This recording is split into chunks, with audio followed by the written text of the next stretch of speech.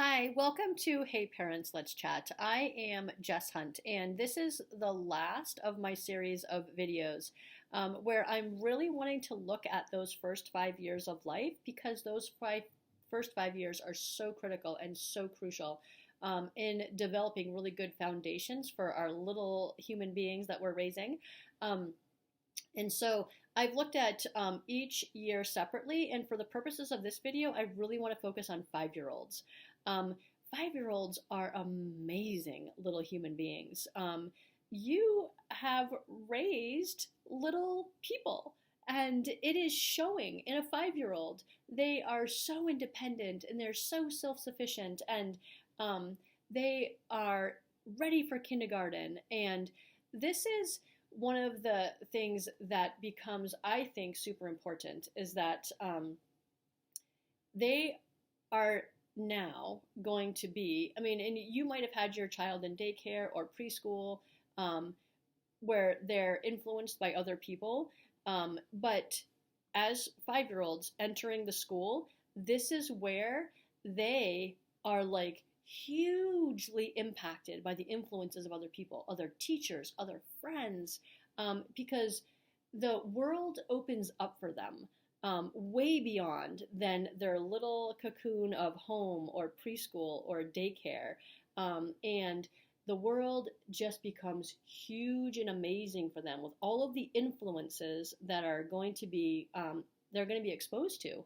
And here is where their characters are developed and they are ready for that. If you have gone through all of the, nurturing and guiding and supporting through all of the years up until now, and you've provided them with all the opportunities of learning when they were 2, 3, and 4, and helped to develop their language. By the time they're 5, they are little people with characters developed.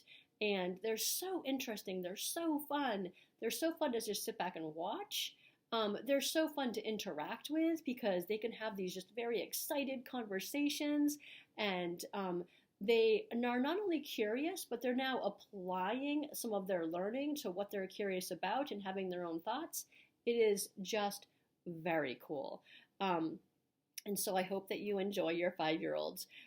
They are very capable of, at this point, understanding right and wrong, good and bad behavior, inappropriate versus inappropriate. At this point, and again, this is 5 to 6, so like a very young 5-year-old might still be learning, all of that, but they are capable of understanding that it's not okay to yell at an adult, especially their teacher, whether they're in a preschool or whether they're, went to a daycare, and that it's not okay to hit, it's not okay to hurt other people, and all of these things they should already have learned. And this is why those first 5 years are so important, because if you have a 5-year-old that is still throwing absolute temper tantrums every single time they don't get what they want, then they are just emotionally immature and they have not been taught how to deal with that. And that's on us. Like, and I'm not saying like just us parents, but it could be, the daycare, the preschool teacher, or, someone in the household. It's a team effort.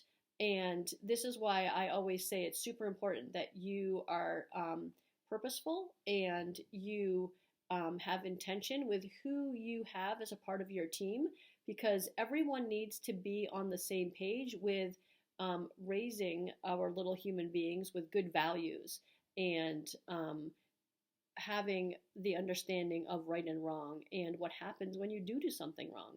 So by the time your child is 5, they should be able to handle not getting what they want whenever they want to, and they're not throwing temper tantrums just because they're not getting what they want.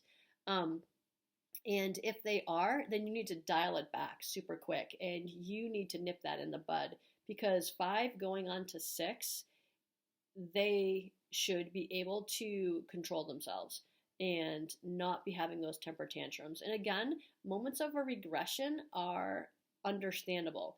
moments of regression. So, like once in a while, they might go through a phase where, perhaps there's a new baby in the house and they are resorting back to some older behaviors. That's understandable, that's justifiable. But again, we have to nurture them into understanding correct behavior and appropriate behavior. That's part of our job. So 5 year olds should be able to handle, respecting an adult, not yelling at an adult, being told no. And they should be able to handle that. They should also, at this point, have a better grasp of other people's feelings. So when they're 4, this is where they're being exposed to, learning about empathy and understanding other people's feelings and respecting other people's feelings and understanding people's space and boundaries. But when they're 5, then it really blossoms, where they're really starting to understand other people's feelings. And they're really starting to understand certain morals that we've been hopefully trying to foster all along, with the idea of, good behavior versus bad behavior, and how to be decent, kind human beings. And they're really grasping the idea of fair and unfair. And those are all things that are going to be just helping them to become better and decent human beings as they are getting older and more mature. But their characters are set. And so from here on out, like, you are just continuing to guide and support and foster them through their years of development. But at 5, as they're growing on to 6, you pretty much have an idea of exactly what kind of little human being that you're raising. They're showing their character because it's developed. One of the things that is important to pay attention to is that they should be able to sit for longer periods of time and get some focused work done. So, when they are 4, they might be able to sit for, 15 minutes, for an art project or painting, and show some good focused work. 5 year olds definitely can sit for 20 to 25 minutes on an activity. And so you want to make sure that you're providing them with opportunities to practice that, so that when they are going to school, they are more likely to be successful sitting with an activity the teacher's given them, and performing the task that the teacher is asking of them. And so anything that you can do to help provide opportunities for them to do that is going to be helpful for them. It's going to make them feel more successful once they go to school, because they're more able to do this. It's also a really good way for them to practice that self-control.